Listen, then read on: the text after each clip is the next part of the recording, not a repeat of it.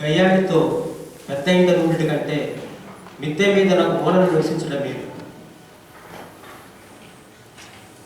ముసురు దినమున ఎడతెగ కారు నీళ్లును గయ్యాడి అయిన భార్యకు సమానం. దానిని ఆపచూచువాడు గాలిని ఆపచూచు వానితోనూ తన కుడి చేత నూనె పట్టుకుని వానితోనూ సమానం. ఇప్పుడు ఒక భార్య బాధితుని ఉదంతం విందాం, చూద్దాం. కుటుంబం, ద ఫ్యామిలీ.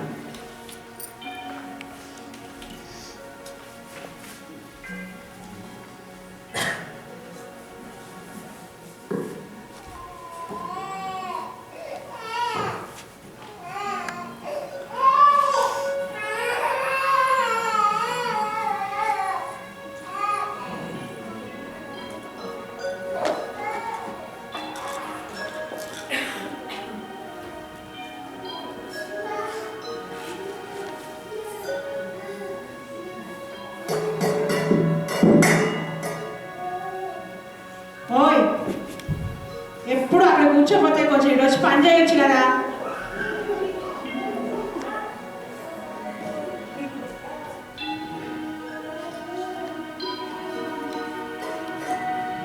మాట్లాడితే అక్కడికి పోతాం. ఇంట్లో పనులు ఎవడు చేస్తాడు?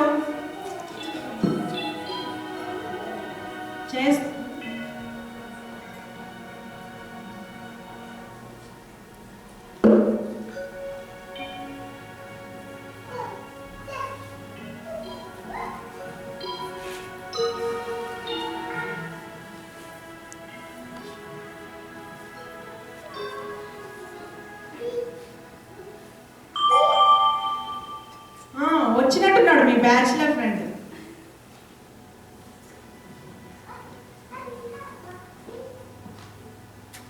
కొంచెం చెప్పు బాబు మీ ఫ్రెండ్కి. ఎప్పుడు చూసినా ఓ షాలు నెత్తినేసుకొని ఓ మూల కూర్చుంటాడు. సరే అక్క, చెప్తాను. ఆఫీస్లో సెక్యూరిటీ రాలేదు. కూర్చో కూర్చో. టీయా నేను తాగాను కదన్నా. తాగరా ఏదో కంపెనీ ఎత్తు కానీ. అన్న మీ ఇంటికి వస్తే ఇదే బాధ అన్న, మరీ బలాన్స్ చేసి తాగిస్తావు. సరే కానీ నేను బాగానే ఉన్నా కానీ నువ్వేంటన్నా అలా కూర్చున్నావు? నాకేమైందిరా, బాగున్నా కదా. లేదన్నా ఎందుకో తేడా కూర్చు. ఏమేమి చెప్పన్నా? ఏమోరా, ఈ మధ్యన మనసు వాడట్లేదు. డాక్టర్ దగ్గరికి వెళ్తే మందులు ఇచ్చాడు. ఆ మందులు ఏమో వేసుకున్నట్టు అలాగే ఉంటుంది. మందులా? ఏదో ఒకసారి చూడండి అన్నా. ఇప్పుడు చూస్తుంటే యాంటీ డిప్రెషన్ మందుల్లో ఉన్నాయన్న. అన్నీ వేసుకుంటే డల్గానే ఉంటుంది అన్న. నీకు అభ్యంతరం లేకపోతే అసలు డాక్టర్ దగ్గరికి ఎందుకు వెళ్ళావు? అసలు ఈ మందులు ఎందుకు వేస్తావు అని చెప్పానా? ఏమరా, ఈ మధ్య మనసు బాగట్లేదు, వింతగా అనిపిస్తుంది. వింతగా అంటే? ఇదిగో ఇంత పెద్ద తింటున్నా కూడా ఈ మూలకు వచ్చి ఇట్లా కూర్చుంటే అర్థంగా అనిపిస్తుంది. అదేం కోరిక అన్నో, అలాంటి రోజు కూర్చోవచ్చు కదా. దాని డాక్టర్ దగ్గరికి వెళ్ళాలా ఏంటి మనం? రే మొత్తం మీరు చెప్పేది అర్థం చేసుకోవచ్చు కదా. అన్ని సమయం కొట్టి అర్థం కదా. సారీ అన్న, చెప్పు డిస్టర్బ్ చేయను. ఇదిగో ఇక్కడ కూర్చుంటే నెత్తి మీద వర్షం పడుతున్నట్టు ఇప్పుడు కూడా రే ఇష్టం చేయనున్నావు కదా, మళ్ళీ ఏంటి? సారీ అన్న, చెప్పు. గాలి ఆగితే మంచి ప్రశాంతంగా ఉంది. ఇట్లా నూనె చూడు పట్టుకుంటే హాయిగా ఉంది. అన్న ఇదేదో వింతగా ఉంది అన్న, ఏదో తేడా కొడుతుంది. ఇంకేమనిపిస్తుంది అన్న? రే ఆధార జీవితానికి ఇంకేం కావాలి? ఇంత పెద్ద ఇల్లు సంపాదించాను, ప్రశాంతంగా పోయింది జీవితానికి. విరక్తిగా జీవితం మీద. డాక్టర్ దగ్గరికి వెళ్ళాను అంటున్నావు, మందులు వాడుతున్నా అంటున్నావు, నీ రోగం తగ్గలేదు. నాకు తెలిసిన ఒక బ్రదర్ ఉన్నాడు అన్న, ఒకసారి వెళ్దాం, మంచిగా ప్రేయర్ చేస్తాడు నీకు. సరే వెళ్దామన్నా. వెళ్దామన్నా. సరే వెళ్దాం. నేను వెళ్తున్నానమ్మా బయటికి.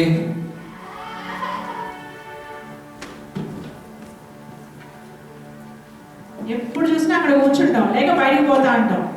విషయం తెలియక మా వాళ్ళు పెద్ద మెంటల్ కేసు నాకు అంటగట్టారు.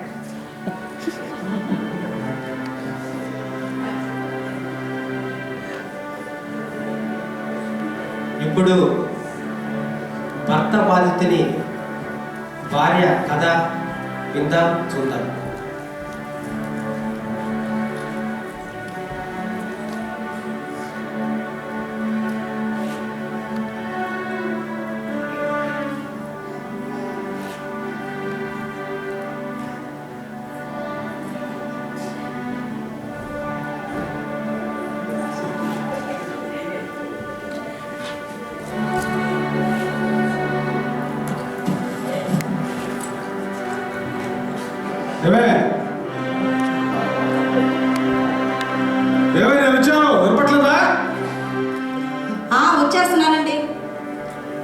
వచ్చి గంట అయింది.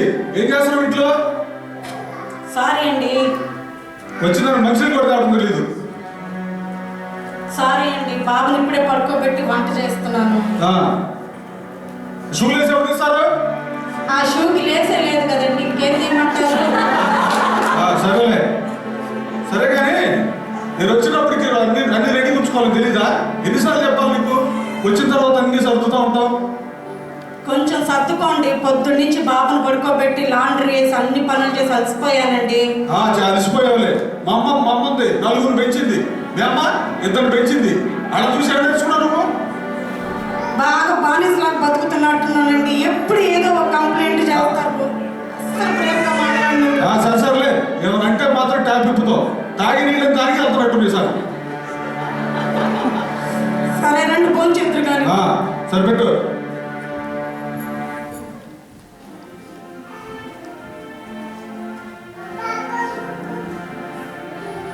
ఏమండి? ఏంటండి?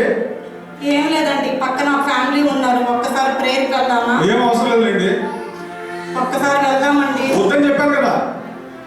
ఒక్కసారి వెళ్దామండి, ప్లీజ్ అండి. సరేలే, ఇది ఒకటి బ్లాక్ మెయిల్. వెళ్దాంలే.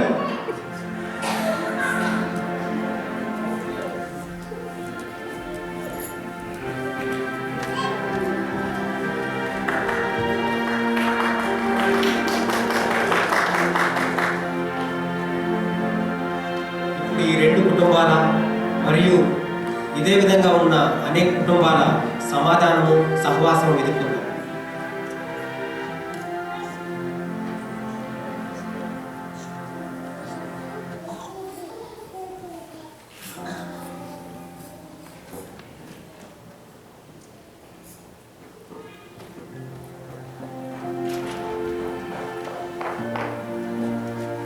ప్రైజ్లాడ్ అంకుల్. ప్రైజ్లాడ్ బ్రదర్.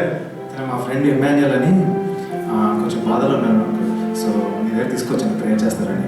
ప్రైజ్లాడ్ బ్రదర్. కూర్చోండి. Thank you.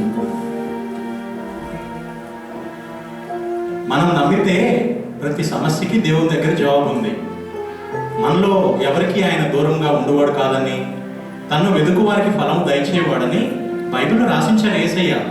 ప్రార్థన చేసుకుందాం, మీ సమస్యకి దేవుడే జవాబిస్తాడు. ప్రార్థన చేసుకుందామా? ఆమేన్. చెప్పండి బ్రదర్, మీ సమస్య ఏంటి? నేను చెప్తాను బ్రదర్. సరే చెప్పు. ఇందాకే వెళ్ళాను, నా బ్రెయిన్లో చాలా ఫ్రెష్గా ఉంది. మనోడు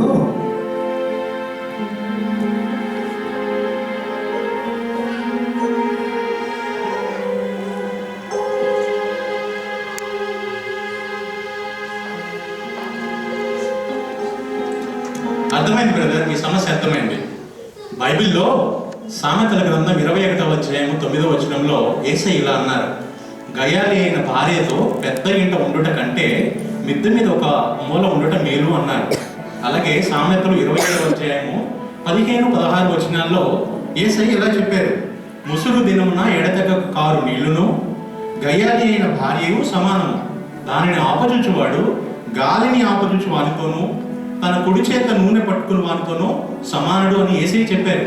అంటే ఏంటి బ్రదర్, దీనికి పరిష్కారం విడాకులేనా? లేదు లేదు బ్రదర్, దేవుడు జతపరిచిన వారిని మనుషుడు వేరుపరచకూడదని యేసయ్య చెప్పాడు. కాబట్టి మనం దేవునికి లోబడి ఈ స్పిరిట్ ఆఫ్ స్ట్రైఫ్ ని, కంట్రోల్ ని బంధించాలి. అలాగే మనం జ్ఞానం కలిగి కాపురం చేయాలని, విశ్వాసి అయిన ఒక భర్తని బట్టి కానీ భార్యని బట్టి కానీ వేరే రక్షణ పొందుతారని బైబిల్లో రాసింది బ్రదర్. సారీ బ్రదర్, ఎవరితో ఉన్నట్టు కాసేపు నాకు రమ్మన్నారా? ప్రైజ్ లార్డ్ అమ్మా, ప్రైజ్ లార్డ్ బ్రదర్. మీకు అభ్యంతరం లేకపోతే పర్లేదండి. కూర్చోండి.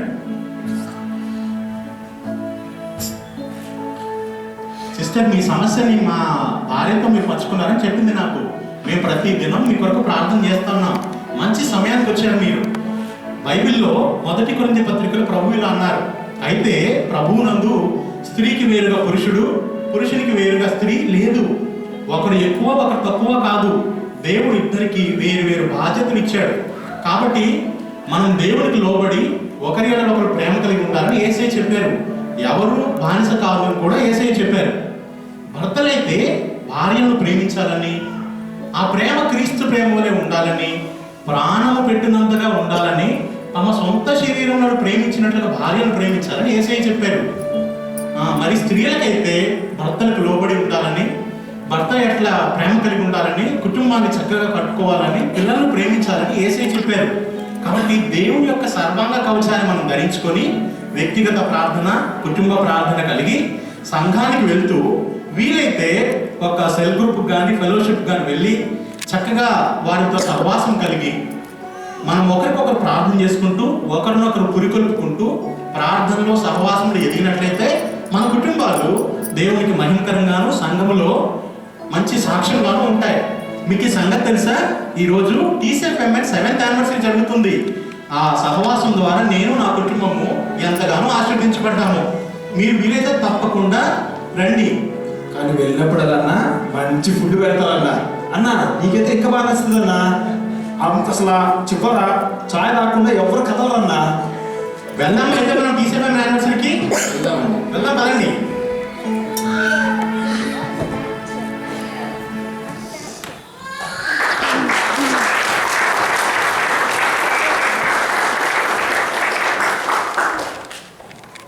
Thank you, brothers and sisters.